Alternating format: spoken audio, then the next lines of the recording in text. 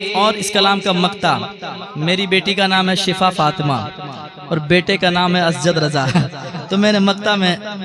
कहा है, सुनिएगा। जब से आंगन में आया है असजद और बेटी शिफा बन के रहमत, और बेटी शिफा बन के रहमत,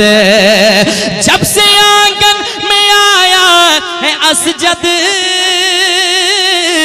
और बेटी शिफा बन के रहमत, फिर बताओ ना मुझको ए अज़मत,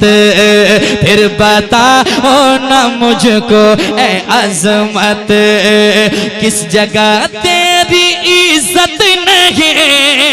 है, फिर बताओ ना मुझको ए अज़मत, फिर बताओ ना मुझको ए अज़मत, जब से आंगन में आया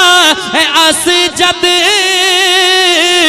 और बेटी शिफा बन के रहमत, और बेटी शिफा बन के रहमत,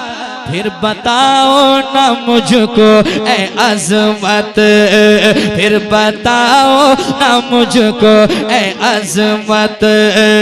किस जगह तेरी शोहरत नहीं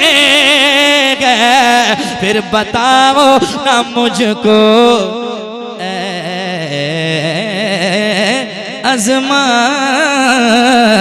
किस जगह तेरी शोहरत नहीं